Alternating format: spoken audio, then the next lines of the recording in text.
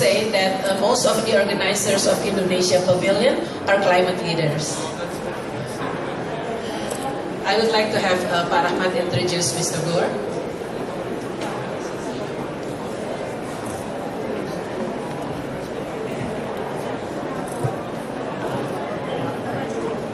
Ladies and gentlemen, friends, it is a great honor not to introduce because everybody knows who he is, just to welcome my friend, our friend, here in this pavilion.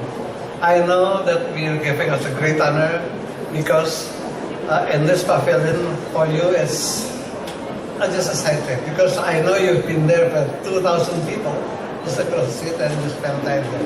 Thank you for being here. So our friend Al Gore is, I would say, number one is the inspiration of the world to save the world against the threat of climate change. And it is convenient that we have this inconvenient truth midday. And as today, you are one of the more tireless voice fighting for climate change awareness and a passionate proponent of the renewable energy. And of course, it doesn't need to be said that Indonesia is happy to have hosted Al Gore in Bali during the time, and even doubly so because when I was there chairing the meeting, he was there and he got the Nobel Prize for the show. I think all that is nothing compared with what you are doing now and will in the future. Thank you for being here. Thank you very much.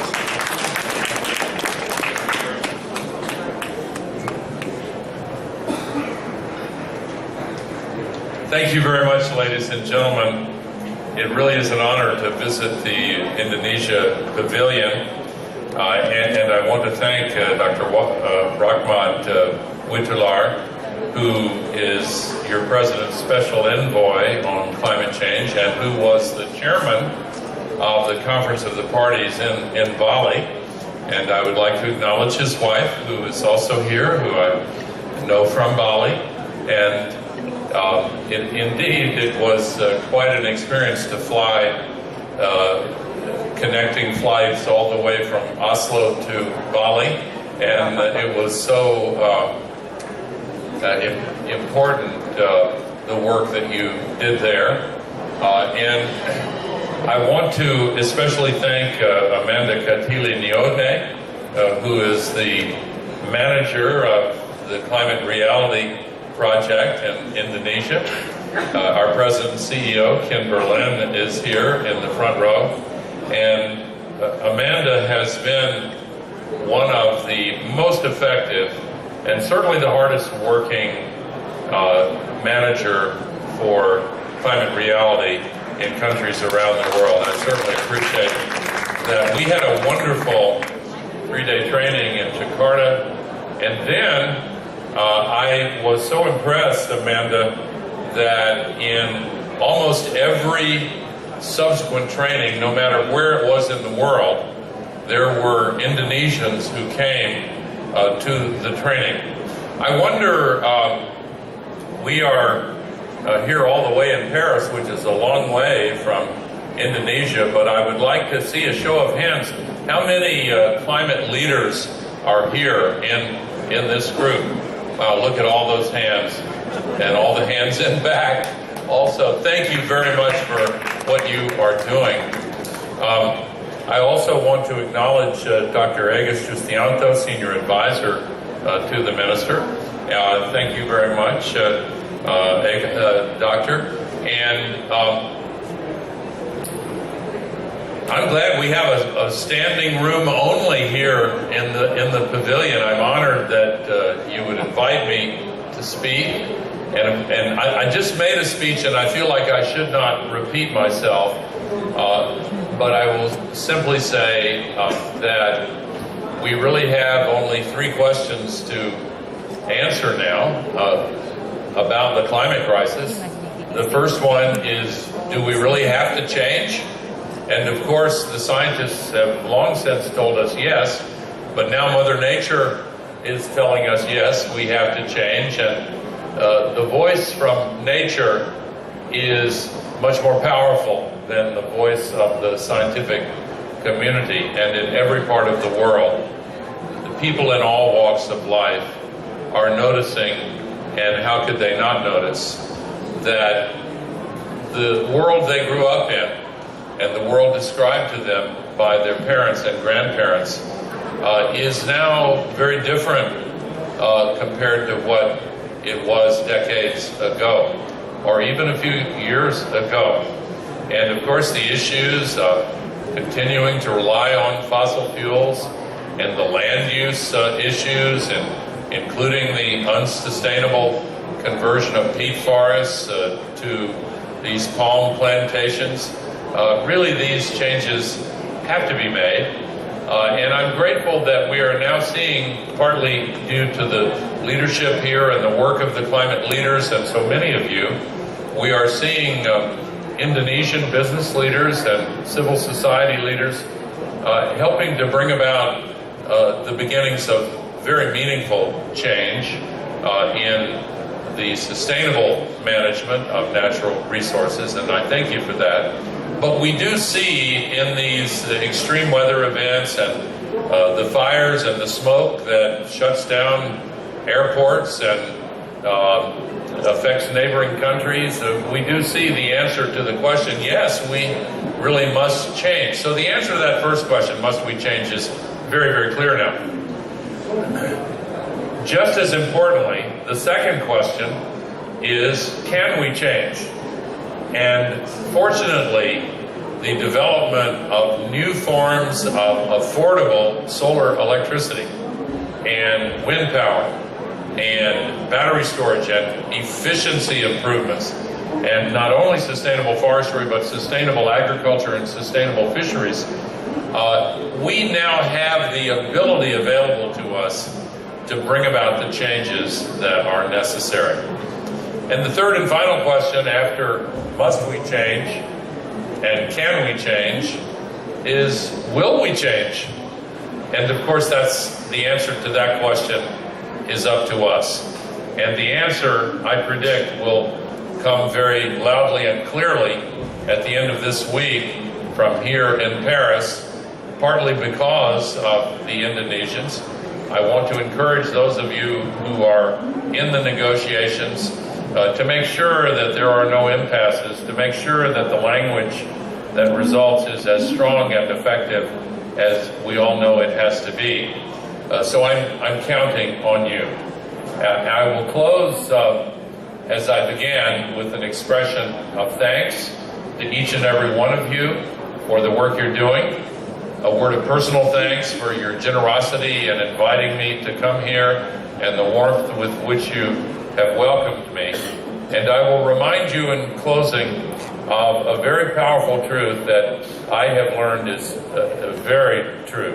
And that is, for any who doubt that our world has the political will to make these changes, we must always remember that political will is itself a renewable resource. Thank you very much for having me here today. Thank you very much, Mr. Gore.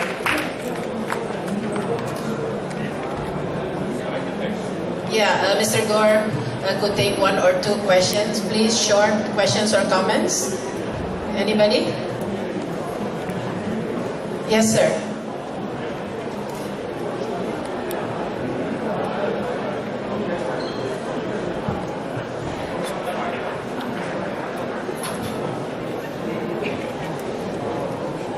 Mr. Gore, how do you think the world community as itself can best cooperate on climate change? Should we focus on ambitious goals or focus more on things that we can all agree to? We should all agree to ambitious goals.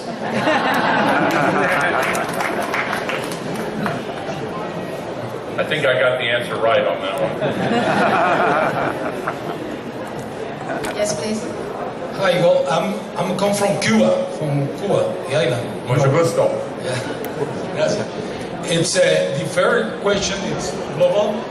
How do you think that to take the global economy in order to really protect the economy, and in the topic mainly on the consumption, how should change we like consumers in order to really protect the environment?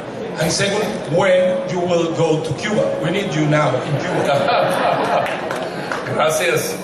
We are inviting you officially. Thank you very much. Is that the official invitation right there? From our NGO here. We are from an NGO. Gracias. I would love to visit Cuba. I don't have plans at present to come, but perhaps we could do a climate reality training in Cuba at some point in the future. In answer to your questions, the economy is the environment, and the environment is the economy. I don't mean to sound like a philosopher, but really it's true that if we do not protect our environment, the economy will suffer a great deal. And if we do not make the transition to sustainable capitalism and to renewable energy and forestry and farming and fishing, then the economic consequences can be quite severe. Investors should understand this as well, because you may have heard of the subprime mortgage problem in the U.S. That's because the value of those subprime mortgages was a fantasy. The people who were given the mortgages couldn't pay the monthly payments. Well, the carbon assets are also subprime and are in danger of being stranded. By that I mean, we can't burn all the carbon that has already been discovered. And those who've invested in that are at risk of seeing their investments disappear as the subprime mortgage investments disappear. Secondly, in order to produce a healthier economy, we have to find ways to create a lot more jobs in the world. There are many new forces in the global economy, which you've seen in Indonesia, which we've seen in the US, and many countries are experiencing, where the new forms of automation that include artificial intelligence are actually making some of the jobs that paid good incomes in the past less available. And so we need new jobs for people that pay good wages. And we need a global project that will put tens of millions of people to work. Well, I have such a global project. We need to retrofit buildings to make them more efficient and to reduce the emissions of greenhouse gases. We need to replace the windows with better windows. We need to replace the lights with LEDs. We need to have better insulation. We need to plant more trees.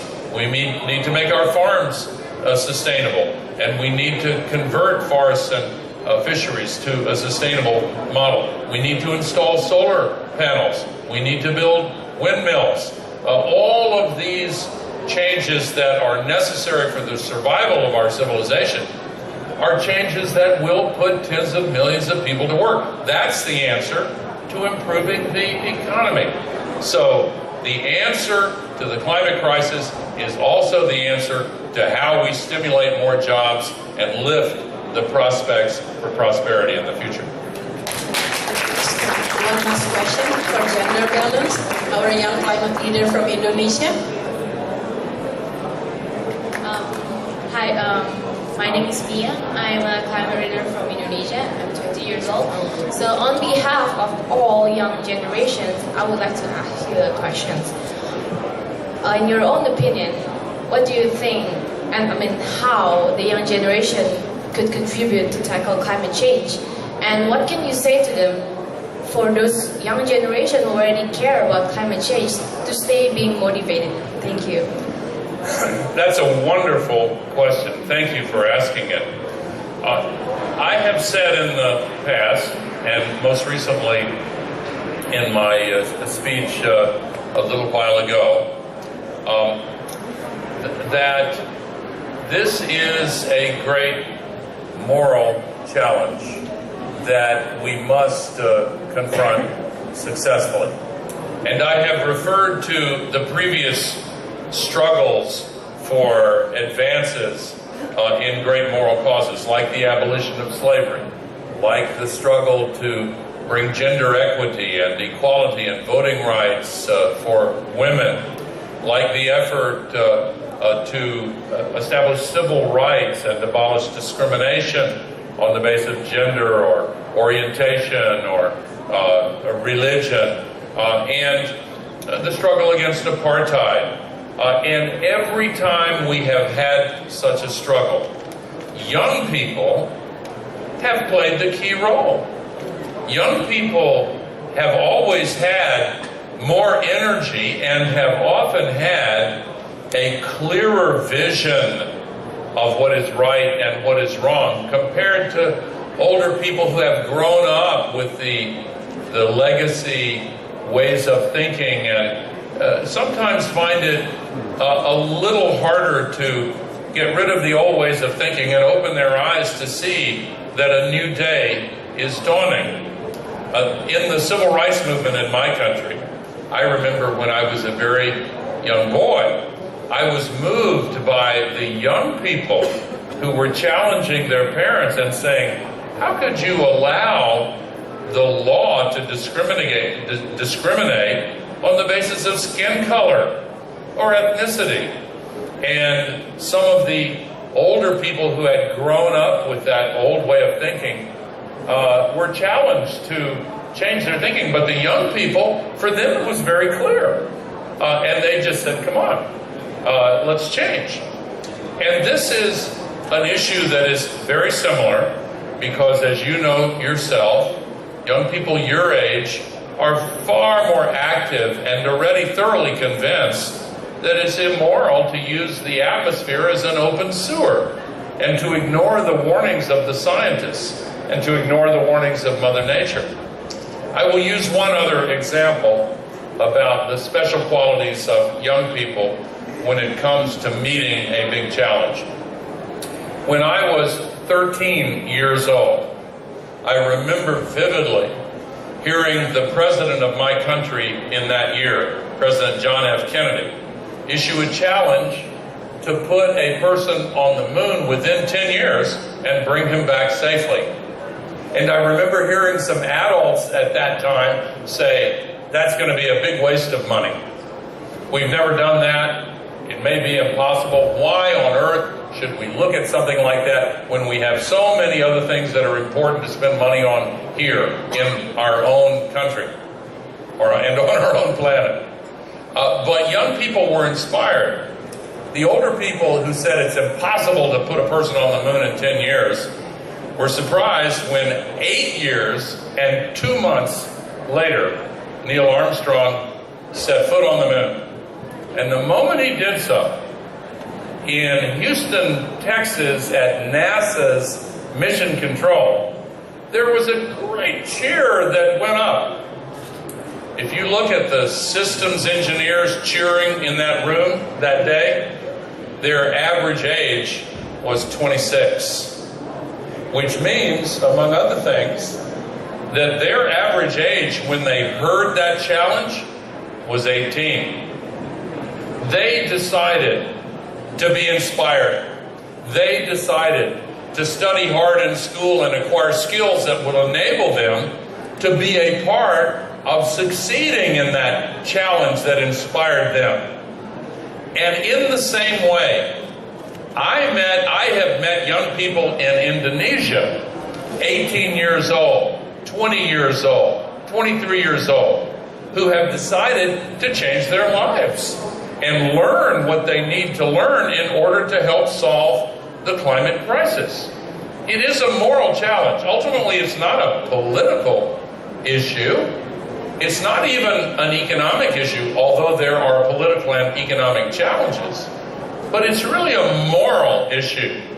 It is a choice between right and wrong, just as the struggle to abolish slavery and equal rights to vote for women and civil rights. Each of those ultimately became a choice between what is right and what is wrong. And so when young people grasp the essential truth of what is at stake, they can use what Mahatma Gandhi described as satyagraha, which I'm told means truth force, and they can confront those around them with the force of truth by asking the question, as only young people can: why is it okay to discriminate on the basis of skin color? Why is it acceptable to use the atmosphere as an open sewer and condemn future generations to a life of progressive degradation and suffering? And when the question is clarified by young people and backed up by their energy and activism, then things begin to change. So thank you for going through the climate leadership training. Thanks to all of those who have done so. Thanks to all of you who in various ways are part of this great moral movement to solve the climate crisis. And when the story of these days is written, I hope that right at the top of the story, part of the history will be Indonesia helped lead the way to save the future of the earth. Thank you very much for having me here. Thank you so much, Mr. Gore. Thank you, the Climate Reality Project team. Thank you, Kimberly. Thank you, everybody.